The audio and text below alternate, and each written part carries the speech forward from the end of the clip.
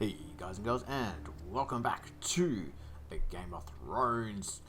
Okay, so if you guys haven't checked out episode 1, please do. It pretty much tells the backstory of all our characters that we have pinned up here. Also, not so much the backstory of Master Rhaegal Silvermoon. I did change his name to House Silvermoon. I don't know the words yet, so if you guys have a really cool house words for Silvermoon, let me know. We did name ourselves Silvermoon after our small dragon Silvermoon because he is all white and silver. I thought it was alright. It's probably not the best name you could ever think of, but hey, you take what you can get, really. And also the fact that we are part half-blind as well. One of our eyes is silver. Well, it's like a white, milky white colour. So yeah, so like I said, we're going to see how things go today. First things first, we got it. Also, I forgot to say, we do have a crush as well on Desmera. We're not going to make anything out of it, but I just figured, you know, at the age of 10, you know, being surrounded by men, I know they're all married, but being surrounded by men, I think we would probably have a crush on her. She's quite pretty. So yeah, I just threw that in. Like I said, nothing's going to come towards it that I know of. Probably not. We'll see how things go. But yeah, like I said. Also, like I said, we named our adventurers after the White Dragons. So we are called the White Dragons. We are the White Dragon as well because of our white silver hair. So I figured that, you know, our dragon's white, our hair's white, one of our eyes is white. Yeah, sure, let's just go along with that. We are studying in a stewardship. We are going to swap that over to Marshal. I think we're going to go down to the Marshal line a little bit more than anything else. We do need... we're going to educate Squire. We're going to need somebody to educate us. I think we're going to probably go Sir Mokoro. Even though he's blind, 39 prowess, he's a aspiring bladesman. Or the other option is, what are you? Sir Jensen Holt. Maybe Sir Jensen Holt, 29. He's not as good, but he does have formidable fighter. So I'm hoping that makes a difference. I'm never 100% sure which one you want. Like, does that make a difference? Or is it aspiring bladesman? I know we're already aspiring bladesman ourselves as well. I think we're going to go to Jensen Holt. Only because he's a little bit young and would be a bit cautious him being blind as well. Nothing against blind people, but I think, yeah, we're going to go to Jensen Holt to educate us as a knight. We'll see how that pans out. We do need somebody to also educate us because I don't have anyone educating us at the moment. So we want, since we're going Marshal, we want somebody with the highest Marshal. So Sir Brandon Skillybottom is probably our best bet. He's got high Marshal and his learning's quite good as well. If he had 0 learning, it may have been Jacaerys. Because the way it works is Marshal, like, depending on the education you want, whatever it is, it's roughly 1 point for per point. So this is 24 points. And learning adds 0.5. So learning does have some sway on it, but having a really good skill that you're looking for is more important. Once again, traits like intelligent adds to it. I believe also, depending the education trait also adds to it as well. I'm sure.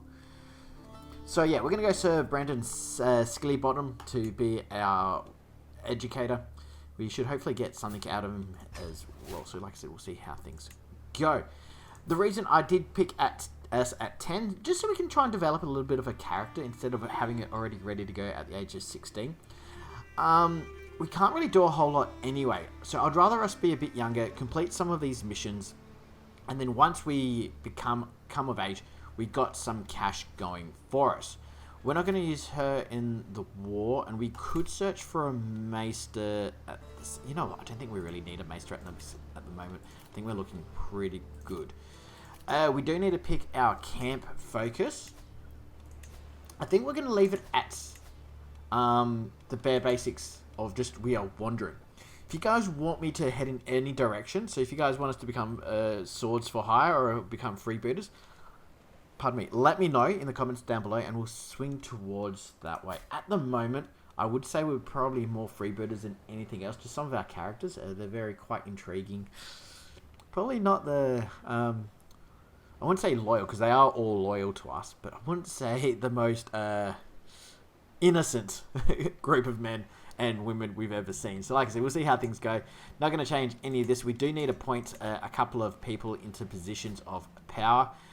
We're going to pick a caravan master. I don't want to pick any married people. So Skilly Bottom is probably our best bet to be our, what is it? Caravan master. But I think we're going to pick our second first. Okay. So Jacaerys Frost Drake is going to be our second. He does give us a +3 overall in all stats. Plus, he is trusting as well and loyal, so that would make a lot of sense. We would want somebody who's loyal and trusting to be our second. He's the most important person. We don't want anyone who is disloyal or, you know, someone who could abuse these powers. We are going to appoint a couple of Sworn Shields. I don't see anyone having hostile actions against us, but I just think it would be a cool idea to promote some people. So we're going to do... Oh, because he's blind. Ooh, I would have liked having a blind, like, knight being a sworn bodyguard, but unfortunately we cannot. So we're going to pick... Who are you? Your knight and my guardian. So we're going to definitely pick Sir Chuck Beef Punch. I know he's not as good as any, like these. He's good, but he's not excellent. But I think having him as one of our Sworn Shields would be really, really cool. I'm not going to revoke it, so we don't need to worry about that. Just with him in his club. Oh, he's so funny. He's going to be an interesting character. And we do need a second personnel as well. So, I reckon we're going to pick... Oh, the problem is... He's going to be our Maester. So we're going to... Oh, we cannot. Alright, I thought we'd be able to appoint him anyway to being our Maester, which is... I don't want to pick him as our Stooge. Because we don't want to insult him. Caravan Master... Ooh... Like I said, there's quite a few characters. Oh no, now we're going into the... Wait, we can't pick him? Oh no, we've already picked him. Okay, like I said, we're just trying to work out certain positions for everyone. You're married. No, you are as well. You know, Desmira. Desmira can be appointed as our caravan master. She's only average, but that's alright. Like I said, we're not rushing around anywhere. You know, we don't need anything desperate. So that's fine. And then finally, sure, we'll appoint Benjen Korn. He's not much of a... He's not a knight. His prowess isn't that great. But, you know what? Because he's more of an intriguing character and cynical, he's less trusting of other people and he's calm. So... Hey, having somebody with good eyes as our Sworn Shield may be useful. Like I said, I don't think anyone's going to attack us anytime soon, so we are all good there. I don't want to appoint a Stooge, just because it doesn't make any sense. What does that even give us? Anyway, to tell you the truth, what does a Stooge give us? Unlocks special options in events and decisions. Ooh, but the problem is, people don't like us as much because it's -25. Yeah, no, I don't think we would pick anyone as our Stooge. We can't pick a Maester, so everyone's full there. We got no prisoners. Ooh, there was, however, an option. Prepare armies, stock up for travel, or improve skills. Every month, this character has a chance of gaining travel experience, martial skill, or stewardship skill. Damn, yeah. She gets +2. I don't think that's going to help us. +2 stewardship. Yeah. No, I'm going to definitely do improved skill. Like I said, martial skill and stewardship skill constant. That's pretty good. Alright, these guys don't have any other options. We are losing a little bit of prestige, but we are gaining some prestige. Because we are a Dragon Rider, we are a Squire, and our diplomacy is +1%. So Luckily, we did have a dragon because we would be losing all of our prestige.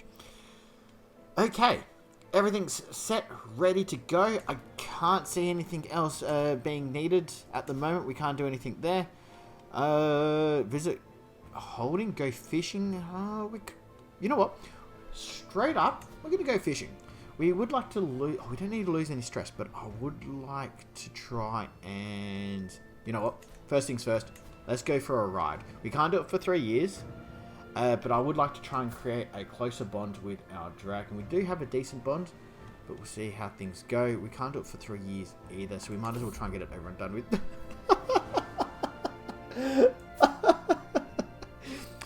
Okay, so because the dragon's so small, you can see its wings. Yeah, maybe we shouldn't have been able to ride the dragon. Oh well. You know what? We didn't ride the dragon. We took it out for its flight. We're trying to teach our dragon to fly. So, like I said, we're going to go lose 7 stress and gain 10 experience in Dragon Bond. Good thing is we can't do that again for 10 years. That's fine. I forgot about that. That's hilarious. Okay, we do have a little bit of gold. So first things first, I always do this as any character. I've said this before in one of my other playthroughs, is if you start off young, so you can't actually become landless, you can't be an adventurer and be under 16. The way you do it is you create a landed character, go into debug mode, and then become a landless adventurer. So as you can see, we got voluntary adventurer because I went through the decision and picked that. But if you do what I'm doing here and don't have aspiring bladesman, you can get your prowess up really high by going here. You go, ooh, okay, that's fine. We're going to visit the craftsman. I don't really want anything, but we're going to check it out, see what we can pick up. +4 prowess, not bad. I'm not going to spend any money on any of that. Let's see what armor they got. Silvermoon plate armor. Nothing really good there. What about here? Fertility, prestige. Prestige, renown. That's not bad. It doesn't give us a whole lot of renown, but at the moment we're not gaining anything, and it is hard to gain renown as an adventurer. So what's that going to cost us? 22 gold. So every year we're only going to get points, like, what is it, 24. So every 4 years we gain 1 renown. I don't think it's going to be worth it, but it does give us a constant supply of a lot of things. Nah, I think we're going to leave it alone. So, because we're in a town, you can't actually do it here, but we'll sort it out. Oh no, it's just a, yes, a walled town. So we're going to visit the local tavern, have a seat by the fire. Ooh, we could gain 1 intrigue or gain some 100% intrigue. We're going to, yeah, let's do this. We've got a small chance of getting 1 intrigue point. Unfortunately we didn't, but we did get exotic intrigue. That's not going to help us out a lot, unfortunately. Just because we don't, when we do missions, we don't get involved in a lot of them, so that's unfortunate. Let's see who's up for recruitment. We don't need a recruitment. We're going to see what we can do here. How about I buy you a mug of mead? For 19 gold, she would join us. She's not bad. She's authoritative, trusting, honest, quite good at stewardship. How much is it? 19 gold. I think... oh, like I said, stewardship and diplomacy are quite good. I like it. For 19 gold, let me... if you let me borrow a kiss, I promise to give it back. You know what? Let's do it. Just for shits and giggles. I'm going to say my 19 gold.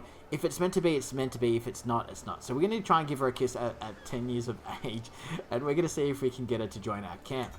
Hey! We were able to charm her and she joined us at our camp. So we are definitely going to pin her. Welcome to the White Dragons Rala. So, I don't know what we're going to do with it. We may marry her off and we'll continue a bloodline there. I do like the silver and red. It looks really, really cool. Like I said, this up here. Our sigil as well. Looks nice. Okay, so we're going to head on back. We are going to just... we're done here. We don't need to do anything else. But we do want to head to a castle. So by going to a castle... is there a castle up there? No, they're all towns as well. Ooh, we may struggle to find an actual castle. We're going to ignore that. I Oh, please don't tell me there's no castles. We're going to have to head into Bravosi. Okay, we're going to head into... Oh, wait. No, we're going to head into Bravos. And we're going to visit the Sea Lord's Palace. For a second there, yes. Okay, it is. It's, what is it? Oh, I can't remember the name of the... Wait, what does it say? Yeah, the Titan of Bravos. So that's the sigil for the Titan of Bravos. But it's also the sigil for, what's his name? Littlefinger. So, yeah. So, but his is green and I think facing the other direction as well. So we're going to head on over to the Sea Lord's Palace. It's going to cost us a little bit of food, but that's going to allow us to get into the section of the city that I want. The other thing they've also, I believe, added is water dancing as well. I haven't seen any character with that trait. I don't know if it is a trait as well that you can earn. I'm not 100% sure. I'm not 100% sure how it works. Like I said, we'll keep an eye out on it and we'll see how it goes. It may be a bonus. I'm not too sure. Like I said, once we get here, we sailed through... the Titan, and we've arrived at the Sea Lord's Palace. Okay, the road we walk. I'm not going to invite anyone else because I don't think we need anyone. We've pretty much got everyone that we need, so I'll take no further followers yet. Like I said, they're just the followers you normally get at the beginning of an adventure campaign. So, as I was saying, if you are playing as a young character, always come and visit Castle Holdings as often as you can. It does become quite expensive, but what you do is you visit the local training ground. We don't have the gold. Normally it starts off at about 15-20 gold, and you get one prowess pretty much guaranteed. I've been able to get my prowess up to about 16-17 by the age of like 10, 11. And then once you come back again, you get to a point where instead of getting prowess, you then become an aspiring bladesman. And then from there, you get the experience of an aspiring bladesman as well for more gold. And like I said, you can pretty much, by the time you hit 16, I've been able to get a blade master, which is +3. That's +9. Plus, you know, normally you're 15, 16. So you can get up to like +25, 26 in just those two stats by the age of 16. Like I said, it can be very, very powerful as well. So if that's the type of character you want, I do highly recommend it. You can then also get more points as well. I don't know how old you have to be, but there then becomes an option where you practice with, I believe it's one of your sworn shields. You got a chance of getting prowess, like 1 or 2 points, and your follower also has a chance of getting a prowess point as well. So like I said, it does cost a lot of gold, but it is really, really cool. I don't think we're going to invite any of these guys. Yeah, neither of them are any decent. Here's a level 1 Blades Master, but like I said, I don't think we really need him. So I'm going to say no. I'm not even going to risk the gold. We could pick up 20 gold. Okay, we're going to risk it. 35% chance we lose a gold to him. 35% chance we lose gold to Valyrian.